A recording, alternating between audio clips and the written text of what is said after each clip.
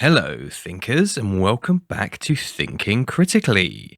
This is episode 1 of season 4. Thank you so much for your patience while I took a much needed break between seasons. I hope you had a chance to catch up on some old episodes.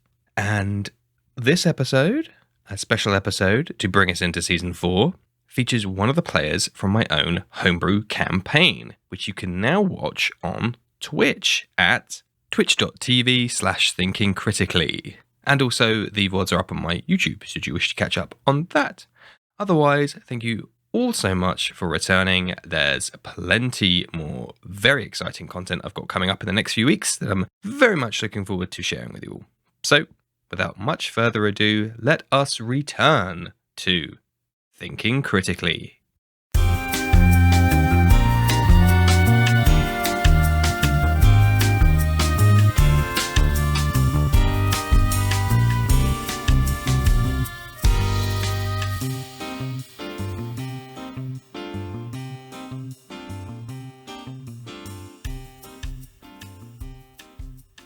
And today I'm joined by Matt Street, a player in my game and somebody who I introduced to D&D. Thank you ever so much for joining us today, Matt. Can you tell us a little bit about yourself? It's an absolute pleasure to be here. Thank you, Danilo. Yeah, I'm 33 years old. I was introduced at the ripe old age of 31 to D&D. It's a blessing and a curse. a lot of new things have come into my life because of D&D. It's not my usual games. I'll probably lose you a few followers here, Danilo, but I tend to play FIFA as well as Fortnite I've got 2 sons, and I play a lot of games and first-person shooter kind of things with them. I am introducing them to D&D. We've done our first little creation of characters and stuff, which was absolutely brilliant to do. They created completely opposite of what I thought they would do, which now, the longer I'm playing D&D, the more I see other people doing that as well. In fact, there's a little bit that I'd like to jump on later about some of the newer characters that we've seen come in more recently. Mm-hmm. But no, apart from absolutely loving D&D, I've been mainly looking for a decent console game since Final Fantasy IX and struggling pretty badly. That's pretty much me. I think you just regained any followers you might have lost with the Final Fantasy IX reference. So I think we just about broken even with there. So for the context for the listeners, of course, for those who do listen regularly, you'll hear me often talk about my game that I run, my campaign, various anonymized players and their characters therein. We've had 2 players so far, all the way back in season 1, episodes 2 and 3, I think, with Jack and Ian. And now we have number 3 with Matt. And of course, those that do listen, an anecdote I've shared several times is when we started playing, we were all at the same place of work together, which made, and the reason I always bring this anecdote in is because it made scheduling a piece of cake, because we're all working together in the same office and it's very easy. And that's how you got into it with that email. And yeah, this is the funny thing is I had a gap in DMing. And I wanted a new game. I was quite close with Jack, who was on the Ability episode, season 1, episode 2. And I said, look, should I just send an email out to like everybody in the technical department, and hopefully there'll be some people, even with like an attrition rate of like 99%, there should be some biters there that will work. Yeah, sod it. So I penned this email out, and it was a bit of a, put my heart out there, put my heart in my sleeve, email a bunch of random people that, I don't really work with that closely sometimes. And there wasn't any responses for 2 weeks, maybe, give or take. So I was like, well, I tried. I'm sad. And then I remember you and another one of the players, Josh, catching me in the work kitchen and be like, oh, that email you sent out. And I was like, oh God, have I something with work exploding that I have made a mistake on? No, the D&D one. Oh yeah, we're sign us up. Where do we start? How do we play? And that was, we had to do it in person. We didn't want it written down somewhere that we wanted to play first. And it kind of leads us nicely into the first bit that I wanted to cover, which was being a new player to the game. So TTRPGs were, I'd heard of them, but I'd never been involved in any of them. And there was, people that were at my school and at my college that played them that were a different group of friends and lifestyle and things. And I think what was brilliant about the the email that you sent out is it broke past the stereotypes of people that can play the game. And that's also what I'm hoping that I can bring to your podcast is I'm still struggling with a lot of the mechanics of the game, but that's because it feels to me really new, even though I've been playing in your campaign for so long. So in your email coming out, me and Josh, like, both project managers have access to the meeting rooms. We need a meeting. I really fancy playing D&D with Danilo. What do you think? And he was like, yeah, me too, but we can't let on to anyone else that knows that we want to give it a clandestine wastage of company time. But yeah, I love it, please. I like the fact that you thought it was like a, perchance that we happened to meet you in the kitchen, but secretly we were watching you for ages, waiting for me to get up. But no, and in doing that, we both felt this pretty similar in that we were nervous about doing it. We didn't want to make fools of ourselves. We didn't want to seem stupid or, having the mick taken out of us. But what you were brilliant at doing was breaking down those barriers. I think even in that first little bit, you bought either elf ears or you were the first person to put a voice on or something and do a bit of role play. And then, looking at each other, we were like, we can just relax into this and enjoy it. And what are we now? 2 and a bit years on? Yes, I counted the other day. I think it's 2 years, 7 months, 10 months between those two numbers, yeah. Which is crazy. And it certainly got me through a lockdown with everything. And I mean, all of your listeners are going to have suffered in some way because of the lockdown. And we had that regular meetup still. We still got to see each other's faces. Unfortunately, we lost the physical meetups, but we had that over Discord and things. So, yeah, it was huge. But going back to being a new person to the game, you were quite forgiving with, you gave us a lot of basic info first, and then you gave us that was like the little seed. Then you're like, maybe you want to get the player's handbook, and you gave it to us piecemeal almost to build us up. But it was quite daunting for even new listeners listening to your podcast. I've got a couple of people at work that have started picking it up. They're like, there is so much I don't know, and I was hoping to use it as like a source of, I'm new to D&D. I'll listen to this podcast that talks through all the aspects. There's just so much information coming in, and that's how I felt. Well, I still feel today. You've got a lot of resources at your disposal, and then a few seconds in your turn each time to try and get through as much as you can and remember all the different bits. But did you find that when you started? Well, firstly, thank you for doing my job for me, and I have neglected to do my classic. And today's topic is, and for those who haven't already guessed, it's new.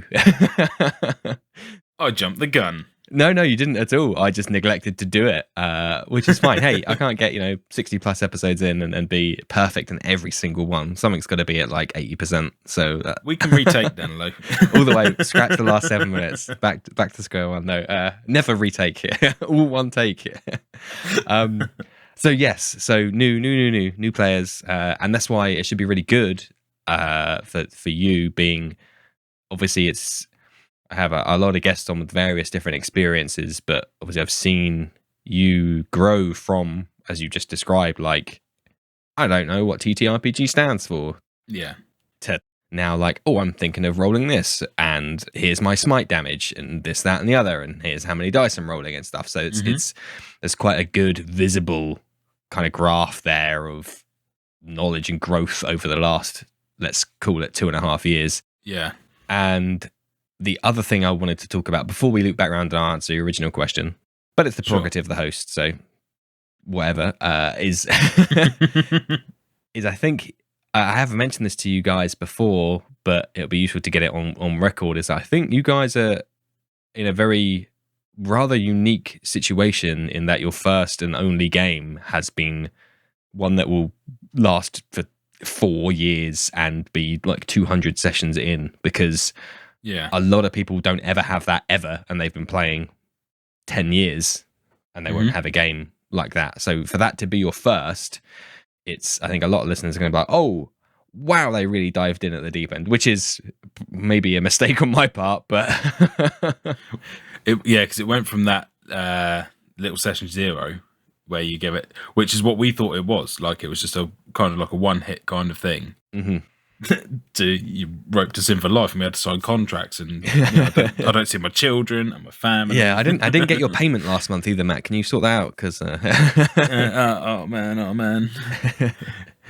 But no, it's especially as I've been exposed to more of the D&D world, and not just your podcast, but on YouTube and people that I've spoken to, most sessions don't go past 10, 12, and they'll start at level 9 or whatever they choose to go in at. So to do a proper ground up it's brilliant for me as a player, and I recommend it to everyone. The only thing that I thought of is, would it have been a benefit to have done a scripted pre-packed one before I did this? But I don't think it would have been, because the bit I enjoy is some weeks me and Josh used to go in with, we're going to wind everyone up this week. We're not going to take this one too serious. We've had a rough day at work. We've got that flexibility. Whereas in the more scripted ones, I don't know if that flexibility is there. Oh, well, me neither, to be honest. But now I know you two were conspiring against my carefully crafted. I hope that wasn't any of the campaign ends, or the really serious face. Like someone's dying and there's you and Josh like, "Ba-doop, ba-doop. I'm gonna fart on him." I couldn't tell. Fireball. But then again, it is rather whimsical, if I do say so myself. Our campaign. Oof. But no, it's that is a good question. I don't know the answer as to whether playing a short form one would be better. On the one hand, immediately I'm like, oh, probably yeah, because you get to learn a few bits and bobs. But that kind of suggests you don't get to learn the bits and bobs in the first few sessions of a longer form campaign. So the only benefit you really get is an experience in a given race and class combo. Now, okay, that isn't, to me, anything special, because to new players specifically, we're talking about, I've never played before, what am I going to play? Because most DMs, myself included, will give people the chance to respec at a given point in a longer form campaign, to be like, I know if you're not enjoying it, you've tried it for a bit, let's just retcon everything and assume you were a new racing class from the start if you so choose, which obviously sidesteps that problem quite neatly. Otherwise, I can't really think of any benefits, intrinsic to let's place 5 sessions of one, other than, well, no, I can't really think of any. It just feels like I skipped the training tutorials at the beginning of most games. Yeah, and I was like, yeah, skip all that, go on hard mode. I've played many games before in my time. Oh, why is there a massive dragon at my front door? Where's my sword? How do I do that? Danilo? Is this an opportunity? Let's be serious. Is this time the opportunity attack when this isn't an opportunity attack? Okay, I'm sorry for bringing it up again. You're trying to get me to drop my podcast host persona, Matthew, and it's not going to work. I'm going to remain professional. I will not. Right, we'll cancel this whole session. And you talk as if the prologue of our campaign wasn't like 6 months, because it just went on forever because I'm an idiot.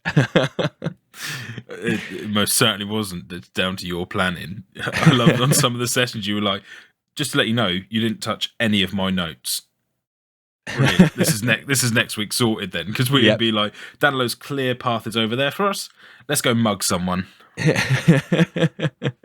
Yeah, I do remember the running joke at the time being like, guys, this is still the prologue. Can we start the story soon? Because I've tried so hard. The training zone is essentially what that was. But again, as a learning point for me.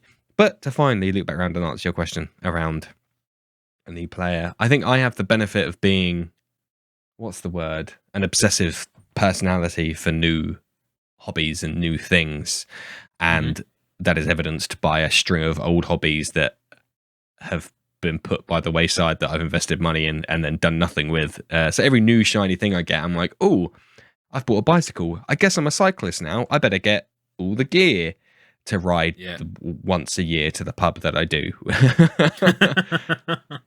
Or like, let's get a 3D printer. Oh, I guess I need this and I guess I need that. And I can spend all this time doing that for it to kind of slowly fade into the back.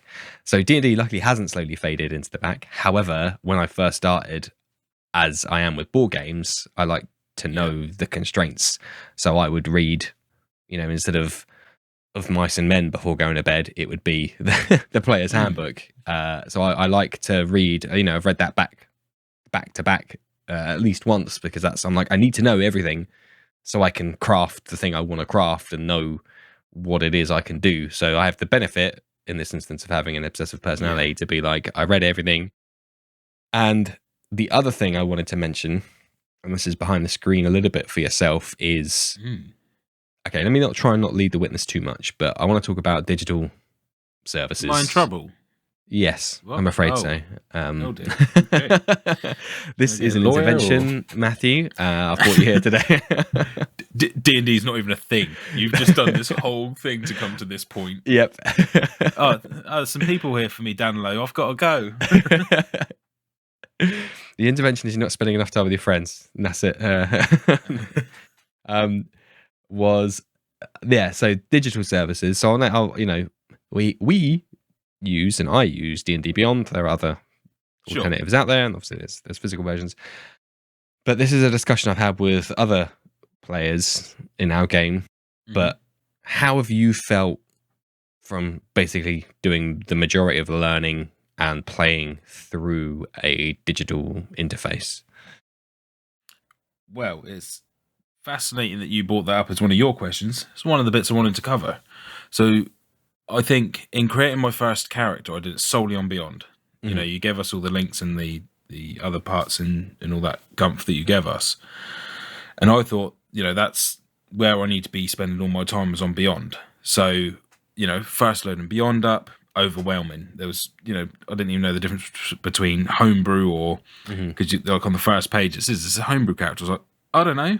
Why can I add different types of things? Surely that's Beyond's job. But eventually, stumble through it and come to like the standard array side of things, or point buy and things like that. And it did feel like a huge effort to get to my character. I kind of wanted just to be able to like click his arms on, click a sword on, and be like, boom, there he is. And there's me writing his backstory for his brother that got lost 10 years ago. Then I bought the player's handbook and read, foolishly, unlike you, but cover to cover, I read what was specific to the character that I had made. So it was very niche, and of course I then missed parts because I didn't read the melee section on combat because I was a spellcaster. For everyone listening, I created for my first character a Tortle sorcerer, and thought, oh, that looks reasonably good. Neglecting standard things like Tortle's predominantly good for strength and wisdom. I've since found out, Danilo, not charisma. Also didn't help that I made this recluse who had been alone for 100 years, and his main stat was charisma and he didn't want to talk to anyone or do any of the... So those sorts of things aren't guided through any of the textbooks. They give you...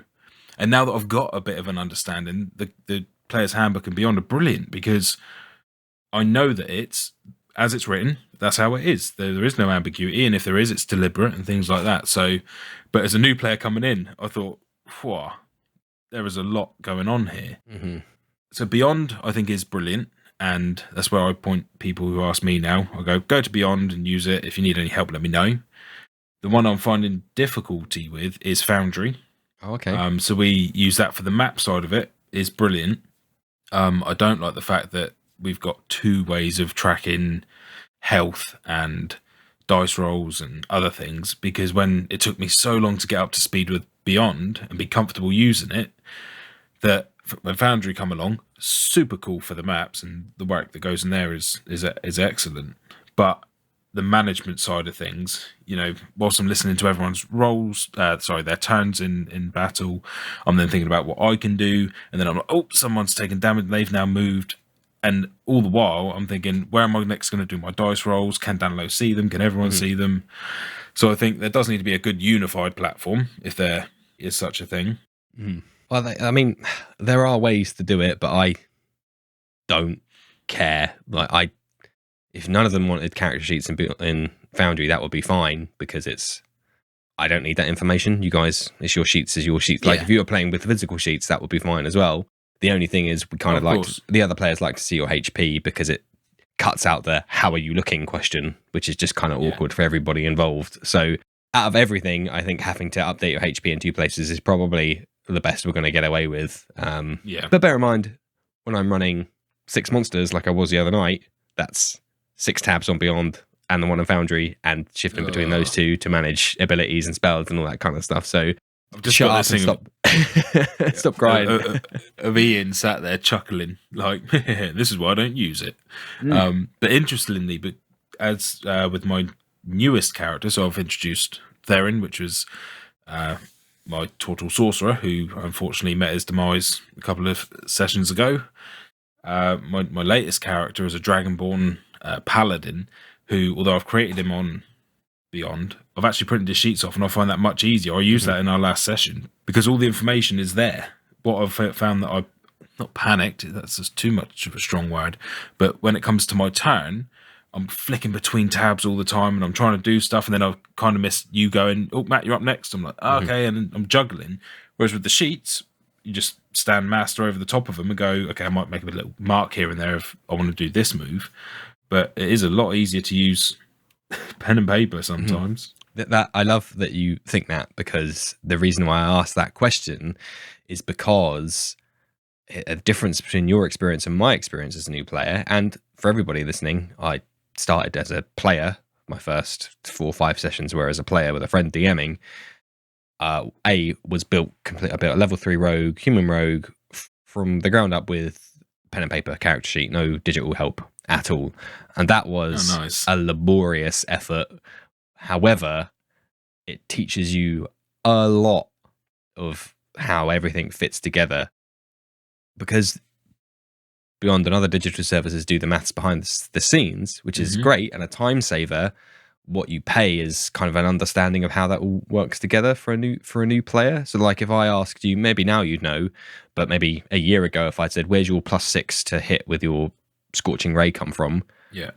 You probably would have been like, I don't know, it's just +6. Beyond. But yeah. Yeah, silly questions like that, Dan. Whereas when you have to work that out when you're making the character sheet from scratch manually. You have to work out that +6 and it's a function of 2 other modifiers that get added together. So building it like that is very good of a learning experience. So now you've just told me that you're using a paper sheet. What I would actually recommend to you is you should try and build your new Paladin Dragonborn from scratch to try and match what Beyond's given you, to see if there's any discrepancies and see where you've made any mistakes. Because even when you said where you get that +6 from, I'm like, yep, excellent. Because, I hope you saw from the backstory that I wrote separately to Beyond, I know my character inside out from an RP point of view, and I've done a lot of reading to try and understand him from a stat point of view and that side of things. But I think that's going to be a good little exercise to do to try. I'm going to get it way wrong, but and you will do. It's so easy to get wrong, but that's obviously, as we were talking about earlier on, like it's easy to learning from mistakes is 101 of growing as a human being. So I made a shitload of mistakes making my rogue, and it wasn't until like 2 sessions in I was like, oh, okay, carry the 1, but if I'd done that and then I get that and the next, so it's actually 4d6, right? Okay, now I know going forward, which is why when you asked me when we're playing, doesn't Royther, the rogue in the campaign, doesn't he get sneak attack? And I'm like, yeah, that's probably 5d6, and it's because I've had to build a rogue in the past, and I've had to know, I kind of broadly know the scaling because I've had to work out what the scaling is because I've built with an abacus. You may it gets ridiculous. Like even at level 3, it takes a long time to make sure that if that's a tick there, then you get that, and that's for a simple character. As soon as you get like Bard, Jack of all trades, which is half your proficiency bonus to all your abilities, then you're like, okay. And then when you level up and your proficiency bonus changes, you have to change all your ability modifiers. So I would recommend that exercise I just said, but also maybe for your first character, doing it manually, because it just taught me so much that now I use Beyond for the convenience of the time saving, the elements of it, and having the spells as tooltips and not having to be like to manually work out the maths. I think that's definitely what's missing in to solidify my confidence in the game, because at the moment what I'm doing is I'm overcompensating by writing down planned moves and like I can do this, I can do that, but even when I do those sides of things, I'm missing certain dice rolls, because like this week when I wrote down a list of bits, I missed the extra 2d6 because my flame sword was on fire. Mm-hmm. I missed that. Whereas, like you just said, when you're going through and you're writing it down, you're building those stats, you won't miss it once you've added it 100 times forget to it. loads of different places. Well, it's even the like you boil it all down, and it's that classic learning rhetoric of when you write something down, you remember it better. Yeah. So just purely the fact of writing +1 flame tongue longsword equals plus 2d6 on my character. You're just doing that once. And even if you don't play for another 2 weeks, you will be more likely to remember that than just clicking, oh, that blue sword looks good, add, and then you've forgotten about it. I'll have that. It's the number of times I've forgotten about all the extra bits that come along with, D&D, not just, your immediate swords and spells and things, but the fact that you got like a traveler's pack or, adventurer's pack and things. I always forget about those things because they were just which one do you want? Boff, traveler's pack, that'll do. Yeah, exactly. All those little bits, they're lost on me. Yeah. Try not to this time. I've got a little spicy thing that I added in to try and build in some better communication with the group, which I hope will work. Yeah, well, and again, crossed. Like when you're another, not to beat a dead horse, but a simultaneous drawback and advantage of the PHB is that everything is laid out all over the shop. Like literally, you need page 5, you need page 25, you need page 105 and 205 to build a character. So you're like, the whole book is necessary to build a character, which is kind of shitty design. But conversely, that actually helps because you're flicking backwards and forwards so much, you get a feel for it. So like that adventurer pack stuff is not not really near character. Well, you might be making like a barbarian gnome or something, but then the equipment stuff isn't until right at the end of the races and classes. So that's like way down 50 pages later. So you're going backwards and forwards. Oh, there's the one paragraph on adventurous pack, but what else is on this page? Yeah. There's, how do I get, okay, I see. I can get these other things here maybe at some other time. And then as I flick through, I'm flicking through when I land on the elf page and I go, maybe elf is better for me. So just the sake of having to flip through that book 100 times, which is why the spine is completely fucked on my book, because it just gives out at some point. Because you're going from the extremes all the time. I started huffing the amount of times I was flipping between, for those wanting to do Paladin Dragonborn's 32 and 82 of your pages, the amount of times I was like, oh man, and now I need to flick off. But even that exercise got me a better understanding of how I'm building my character compared to the Beyond side of things. Yeah. I remember my elf rogue, and I'd love to pick him up again at some point. Maximilian de la Rouge, Rouge being a joke on the common misspelling of rogue, of course. Listen up, everyone. These are little nuggets that I get in every one of my campaigns, or every one of the sessions of the campaign. Sorry, you got to be on your toes constantly, because Dan will just start chuckling, and you're like, "I've missed something here." Is it the way his name's spelled? Is it the color of his tie? What's going on? The color of his tie. Well, that'll be a next session now, Matt. Yep. So thank you for that. Inspiration. And there'll be at least 2 of us chuckling, so it's more than one. You won't look as crazy. No, but no, So I remember him. The sheets I think have long gone because that campaign, that game ended and whatnot. But I would love to pick him up at some point. So yeah, that was one thing I wanted to mention, is that experience of D&D Beyond. If you ask Ian, who was on the experience episode, that he will agree in that, like, you just lose context doing it in isolation, because they are, as you said, like binary choices, like explorer's pack or priest's kit. Okay, well, I don't want to be a lame priest, so I guess I'll be an explorer. Click. But you get different stuff that, although it doesn't give you a +1 anywhere, it could drastically change the outcome. It could change the outcome of an encounter, because not all packs have crowbars in, for example, or pythons for climbing. So I've got to read the player's handbooks. You get a crowbar. Yes. It's all this stuff my character's just lugging around with him the whole time. It's just like, don't ever bother with any of that. Like, I've got spells. That's why bag of holdings are great, because just bung everything in there and forget about it.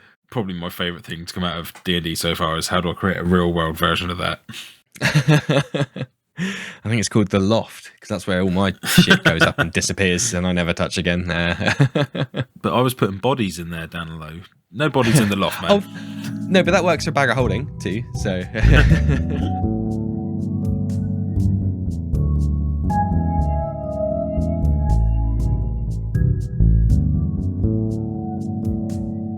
So I wanted to ask then, as a completely virgin player from not only D&D but also TTRPGs in general, and yes, you said earlier on you are familiar with VRPGs, so video game, Sure, VGRPGs, like Final Fantasy and whatnot. But apart from that, which I think is self-evident, the difference between the two, what have you enjoyed most, and what have you learned, and do you have any other tips for any new players? So now I'm, for better or for worse, jaded by DMing for 3 years, give or take, and obviously that changes my perspective on things. And I played other games before this one and loads of board games that have like RPG elements and blah blah blah blah blah blah. But for you, I want to get that really distilled thoughts and experiences from. Oof. Deep. Welcome to the meaningful hour. It has been massive. I think the biggest thing that I've taken from D&D is to stop taking everything so seriously in life. When I started playing, I was just taking on some massive projects, working with the likes of the MOD and things like that. And in those meetings, I was acting. I wasn't Matt at all. I was this, I was trying to be, ooh, look at me. I can say skills matrix 100 times in a meeting and pretend to know what it's about. But then I felt out of place sitting down with friends trying to have a laugh and tell a story, because that's what I try to tell people when they say, oh, you play D&D? I go, yeah, actually, can you remember when you last had fun doing make-believe with your friends when you were little and you didn't have a care in the world? It brings those bits back from your childhood. And I recommend it wholeheartedly to everyone to drop the disguise of being an adult, because it's boring, and put on a fat turtle suit and pretend to hurt people with magic. It's just the best feeling in the world. And what I didn't realise would come from it is this attachment to people and characters that you build into the story. Because I thought, this is Danilo's thing, and we're going to do it for him or along with him. But then all of a sudden I had this character that I was like, oh, this is mine, and I can do pretty much anything I'd like with him, which went down a route that I kind of didn't want it to eventually. I think you've touched on it before. My character was involved in an incident that caused another player's character to no longer play. Are you in a project management meeting to the MOD again? Is that the political answers you're giving right now? Ian, I'm sorry. All right, on record, I'm sorry I killed Grishnak. Okay, it didn't happen the way that I wanted it to. I was trying to do something and it didn't work. But I was torn between the whole, this is what my character would do kind of vibe, and I want to do something with my character because, hey, we're not sitting down to play the most optimal game, and if we were, that would drive everyone nuts. So yeah, being, you can almost be yourself through the lives of these other characters and stuff, and it just brought home. Personally, I was going through a lot of rough stuff mentally, and D&D was an excellent way out. So that's probably the biggest thing I've taken from it. Oh, that's what you've just described is very nice to hear from as I said, the quote unquote jaded DM's perspective. It's sometimes hard to see the wood for the trees, and it's very much like just a churn. I need to, hand to mouth, like I'm making stuff that I need to consume, and it's very easy just to lose sight of the real reason that people are playing, and it is that just like, I want to forget about life for 4 hours and have pizza and be disconnected and just turn my brain off and have fun, which must be nice because I'm sitting there running at like 200%. Like, up the efficiency. Night before, adding stress. Yeah, I'll be honest, I do miss the social. So as you mentioned, when we did it all together, that was the absolute peak of the enjoyment of it all. we were all getting around that massive table. We were fortunate enough that one of our friends was hosting it in his conservatory. Had a huge 8-seater, 10-seater table, so we could all just get round it with laptops and dice and sheets everywhere. And as a new player, I was like, this is exactly how I imagined it, except we're upstairs, not in a basement. And I was playing D&D, whereas over the Zoom side of it, although we do very well now, we're into the swing of it, at first it felt very isolated, and I had to overcome a whole new part of feeling silly because I was playing it in front of my family now.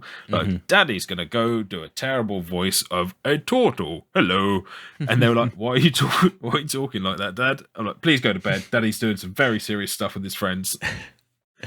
I've got the MOD on the line. Do you mind? Magic missile again, please, Danilo. Yes, ordering a magic missile strike. Is that there? God, we've swung way too into politics. Like within a blink, quick, abort. I literally bit my tongue to not say anything further. The second you said politics, I was going to go, do you know what? Actually, let's screw the whole D&D bit. I'm actually quite annoyed at the minute. No, I'm pulling that ripcord, Matt. We'll put just chucking cut music over the top of me. Yeah. Cheers for joining me this week, Matt. Anyway, he can't say he's not here anymore to say goodbye in the episode. No, no. I mean, I'm very fortunate that I only have one other human that lives in my house with me, and her patience. Actually, no. I was going to say her patience is endless. Danilo, this is recorded. Yeah. Her patience is fantastic. Let's be honest. But actually, her expectations are so low that I could be running around naked, talking gobbledygook to you guys, which happens. Not the naked part, but talking gobbledygook for you guys happens quite often. That she's walking around like it's complete business as usual outside. I see her on the landing, wandering around out there, and I'm there like flibbity flop, scoobity bob. You see the screams of dying angels in your ears, and she's just like making dinner or something. Like it's normal. Just picture when she goes to like friends' houses and stuff to be like, "Oh yeah, how's your partner?" The normal screaming in his bedroom with his friends dressed up as elves, and they're just looking at her like, "Do you want some help?"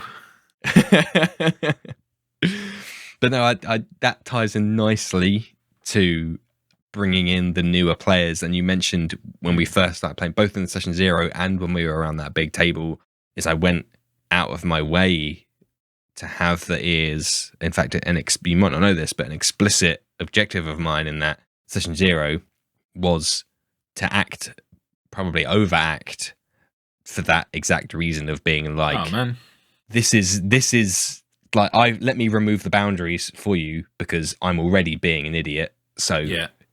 And you're here for me. So if I'm being an idiot, then you've got free reign to do whatever you want. That was my intent purpose there, to be like, I've got these 20p elf ears from Wish to look like an idiot for half an hour, like that are kind of painful to wear, which means that anything goes. Basically, that's my reasoning behind it, and it was for that exact reason of trying to break down those walls of apprehension and self-consciousness, which. We're very fortunate to have had a DM like yourself. There are going to be a lot of people going into D&D for the first time that won't have that.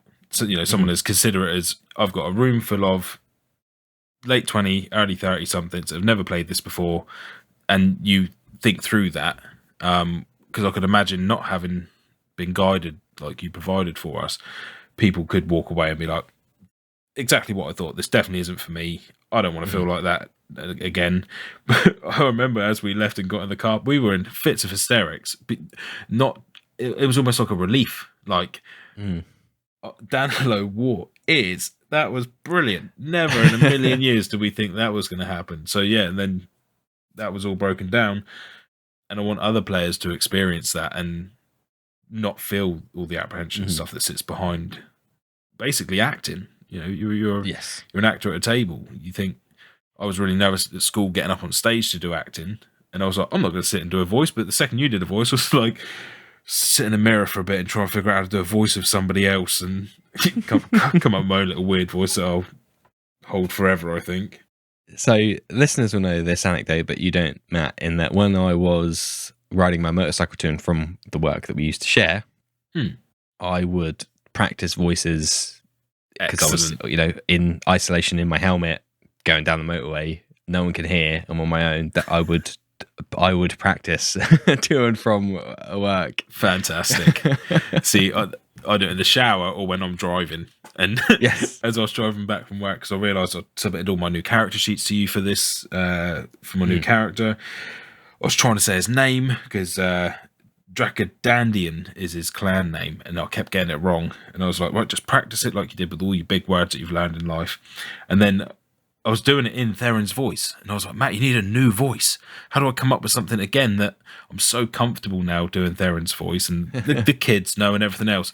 And I think I put it in the text to you where I was like, the best you've got is A'Therin mixed with David Attenborough, and he's slightly posher, a little bit more upbeat, but that's as far as I can get it.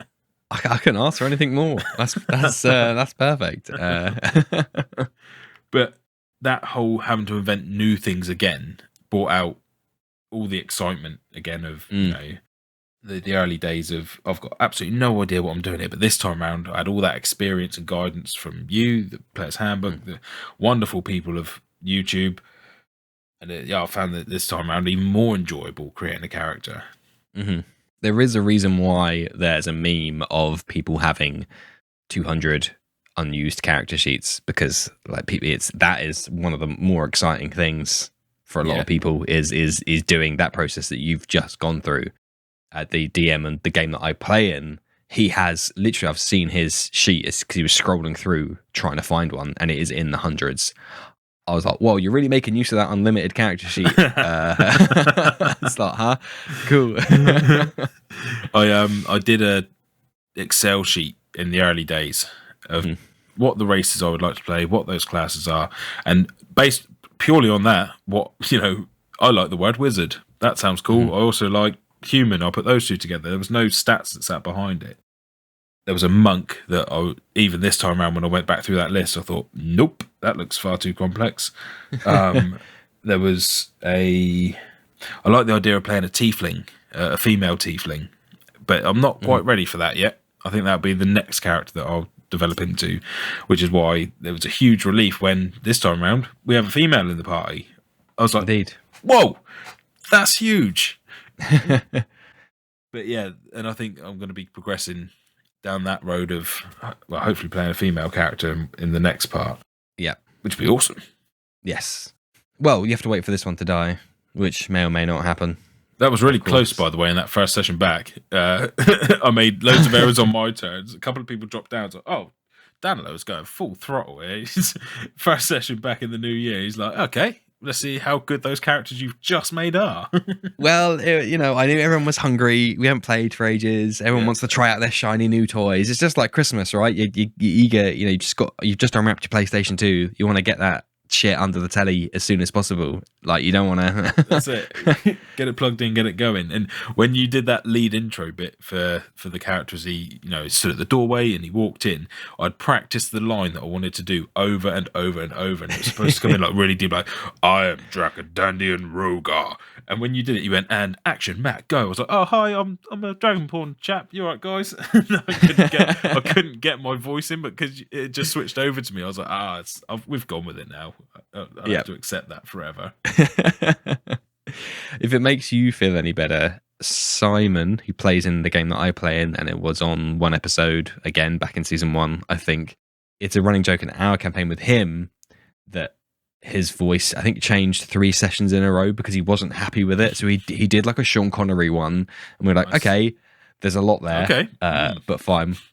But then because it was so, like, we couldn't help but laugh because he does it really well as well. So it's like you can't.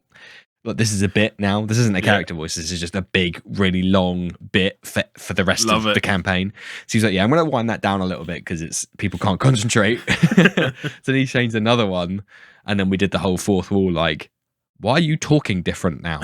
Like, literally, we went to bed and woke up, and now you're not Scottish anymore. Love it. But obviously, like, that's a bit of a meta. Like in game, they wouldn't really do that because you kind of retconned it and stuff. But like. Like people change their voices all the time, and then we're midway through the campaign, and it will change, and that's just That's so good. But the benefit of being a DM, of course, is the NPCs that you might not see that frequently.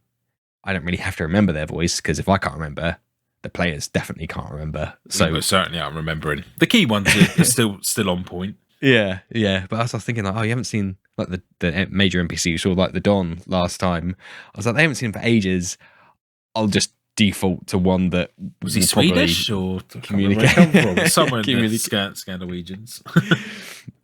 Communicate what I need it to communicate, and that's little DM trick is just leave it ages before you see NPCs, and then you can just make whatever voice you want for them.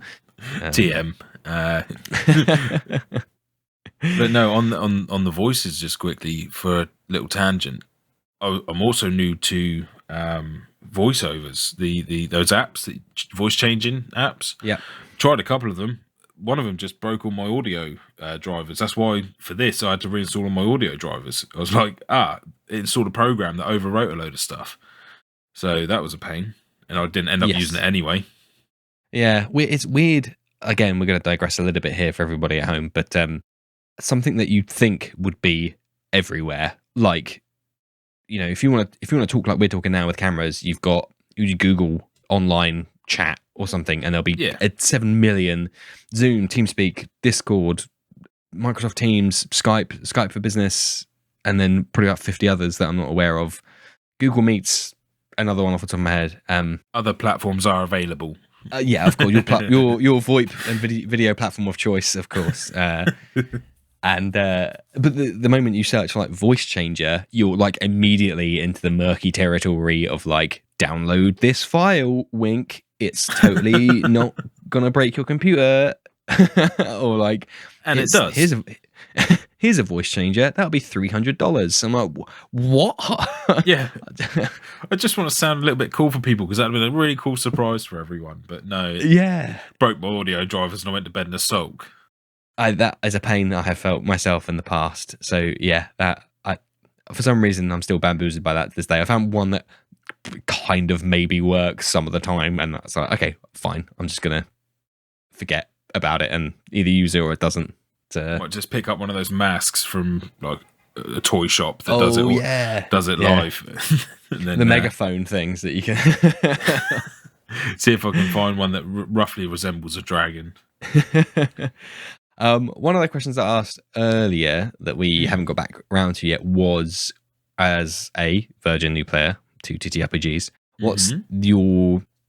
Let me ask a couple of really interesting questions. One, what were you most surprised by? Like, what was the most thing that was like, oh, I wasn't expecting that? And then this question's on deck. You're up next. The other question is, what have you enjoyed the most? Like, what element, what aspect, and probably why? Okay, so probably what I'm most surprised by is everyone's commitment to it. Not just our party, but you know, the wider community. I mean, even in the early days of your podcast, when it first started going out, content, in my opinion, and others, brilliant, but you gained traction in an audience really quickly because you weren't slandering people and, you know, you weren't talking a load of rubbish, and people were interested in it and people want to talk about it. The other things that I'm into in my personal life are quite solitary things that I don't get that. So I was surprised by this massive community that wanted to play, wanted to talk about it. You never felt like you couldn't ask questions and things like that, which was lovely. And the commitment from the guys that are at the table, at our table. Okay, we may run 5 minutes late starting and a few things here and there, but every week I feel like everyone wants to play and everyone's committed to it. From a more mechanical side of things, I was surprised by how close we are always to dying / winning those battles, which is a credit to you for the balance. But monsters are hard, man. Dragons are hard. The weird creature that, because I haven't got access to the monster handbooks, cheers for making me try and buy everything D&D, because I haven't got access to that, you throw these crazy monsters out that are swallowing people and the ground starts to move a little bit. Oh my god, it's a giant blob that's going to kill everyone. Those things constantly surprise me. I just thought it was Dungeons and Dragons. Okay, cool. We've got some dragons. There's going to be some ogres and stuff like that. But the plethora of monsters and your knowledge in those monsters, so you can bring maybe slightly trickier ones because we've got an extra person in the party, or this situation would suit this crazy combat. I leave sometime and Kat just looks at me and, sorry, my partner Kat will be like, what happened tonight? You were just shouting the whole time. I'm like, babe, the floor was eating people, or it was a crazy sesh. Leave me alone for a bit. I need to try and figure this out. And then I'll try and plan my stuff for the next session like that. And it's RP for 3 weeks, which is brilliant. But then I forget how to battle, and then you come back with a drass. Constantly on edge. And what I enjoy most about D&D in general. Yeah, the experience, for lack of a more defined term. It will probably be the creation side of it. Mm-hmm. So not just for me in creating my characters and those sides, which is good for my brain when I sit down and build stuff, because I like to write stories and poetry. The backstory bit that's easy for me, but also seeing the creations that you come up with for like the maps. And I think we're hugely fortunate in your homebrew is this huge world that you've created, and seem to be picking stories out left, right and centre, more of how Terry Pratchett wrote his books, where he built a world and then choose stories rather than building stories to make a world. And I enjoy seeing you get excited about stuff that we will happily miss and go off on a different tangent in the game, but also where other players at the table have created their characters. I love creating stuff, you guys are creating stuff, and it's all coming together for us to get our face smashed in by the big bag evil guy in a minute. But that's lovely. When I was writing music, that's what I enjoyed most about it. It wasn't necessarily the output, it was that coming together of stuff. Yeah. And being creative with other people. What about you? I know DM takes its toll. Yeah, well, here's the funny thing. You've answered that question unbeknownst to you with your own answers there. So I also love, and you would also like creating homebrew, because there is the one thing I do get very excited about is, as I've told you guys before, I have like my DM confidants that we'll just chat for an hour, and then at the end of it, I'm like, I've got to write all that down because we were just talking shit, but there were some really good ideas in there that I really want to play and put in some kind of form that isn't just X does Y, and that'll be great because story will happen. It needs to be there needs to be a little bit more structure than just Dan Lowe's whimsical idea. But the creation side of thing is very exciting, and to be like, oh, then that could happen. The tricky thing is not, as it is with D&D, is not to have too much plot and too much this has to happen for that then to happen, so then this other thing can happen. So a good example is the setting where I've talked about in the podcast before, where there was a green dragon that was kind of manipulating a town. And in the town, there was a minor civil dispute between like blue collar and white collar workers. So I was very excited about that setup and all the little minutiae, and here's the poster that the miners, the blue collar workers give you to go and find their miners pub to learn more about them. That is super cool and super exciting, and I'm very happy with how that turned out, because it was a very good example, if I do say so myself, of like, here's a bunch of stuff that is happening now. What the players do is stuff's going to happen whether they're there or not, kind of thing. Sure. So like that dragon's always going to be there, manipulating with their own plans. This civil dispute, it will end at some point in some way, depending on what happens, and the players can impact that to a certain extent, and that's the exciting bit, but also the tricky bit, because you want to build like story and plot, a hard plot, but you it'd be rather as if it was just a checkbox exercise going through. Yep, you've done that, you've done this, you've done exactly, that. Yeah. So it's a fine line as a DM to walk, but the price of having that much fun, and character creation is one and done kind of thing. But the price of being able to do basically character creation every 2 weeks for every session, always, both micro and macro, is the combat encounters, because they are exceptionally difficult at the best of times, doubly so with 6 now 5 players, which have all gone like burst DPS, apart from like 1.5 of you. It is a nightmare. That's probably my least favorite bit, because it takes forever, and is very difficult to not make you all die or not be completely boring. That's a really interesting bit, actually, because we went from a party of a genuine mishap group of characters. Mhm. There was no team ethics. There was no, we're weak in defense, so we're going to bring one of these characters in. It was 5 or 6 people just turned up like, oh, you're right. Yeah, I can do this. And by the way, I've got a really tragic backstory, and everyone had that. So they weren't, optimally made characters. My sorcerer most certainly was not designed to be a sorcerer or a Tortle. He was mine, but then all the other characters were like that. So you kind of had to balance the monster and the account for that. Whereas this time around, I know a bit more about the optimization of characters, and a bit like you collaborating with your DM people. I talk to people from our campaign to figure out, is this the better way to do this? Is this how you would do it when you make those characters? And now you've got a set of characters that are a lot more efficient in their games. So you can't just throw a random bunch of goblins at us that is likely to kill us. I mean, Boblin nearly had me. Yeah. Every time I met him, just one single. I love, by the way, how novice I was that you were like, oh, there's a random little goblin sat playing on the thing, and I was like, we should help him and bring him into our party. Why is he attacking me, Danilo? What's? It was like the perfect little trap when you said that. It's a classic. It's a classic. I'm standing on the shoulder of the giants there. That was not very much not 100% download OG content. That is a classic enemy. The unassuming goblin character to then. I mean, he could have very easily killed you, which would have been a very interesting story to see how that happened out. But in fact, we're still seeing how that pans out without spoiling it for anybody. Hello. Is there anything that you wanted to talk about that we might have missed regarding being new, playing a new game? I think that everyone should try D&D. There are going to be people that listen to this podcast that are doing it because someone suggested it to them. I suggest it to people, so they should listen to me and try it. It's just an experience that brings people together, and you could share, your lower moments in the sessions where I wasn't feeling particularly great from a rubbish week at work or things like that. I'd bring that to the table and play it out through my character, but then everyone else was there to support me and back me up for that week.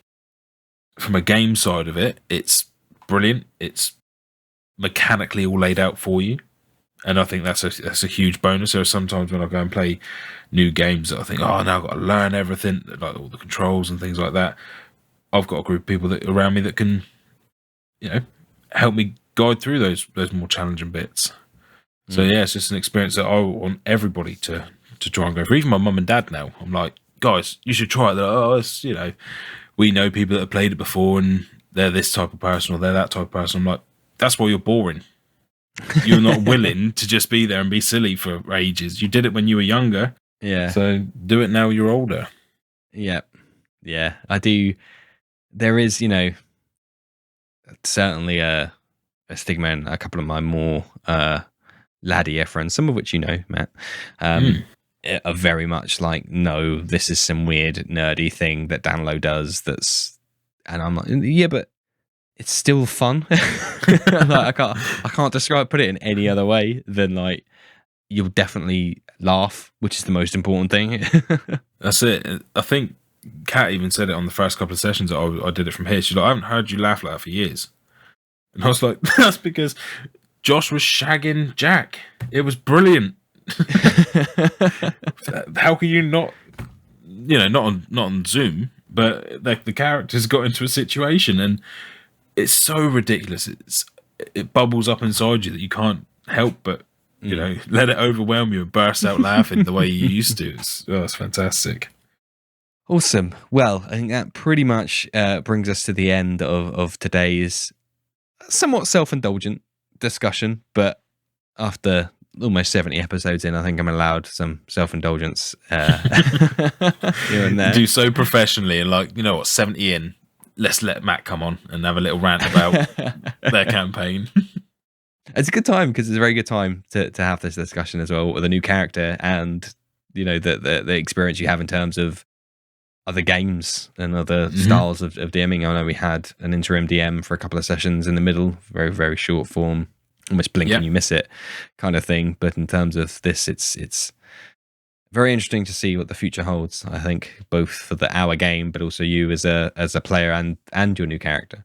No, absolutely. And I've still got to do some more research ready for next week, actually. I've still got reading and stuff to do to keep it fresh in my mind, but it's exciting times. Indeed. So this is normally, and in contrast to the start of the show when I forgot to do the routine thing, I'm now going to do the routine thing. Ironically, it's not really relevant. Normally, at this point, I would say, is there anything you would like to plug or promote? However, eagle-eyed listeners will know that this is the same Matt Street who happens to be a patron of mine. So he's already getting a shout out at the end of the show anyway. So thanks everyone listening and good night.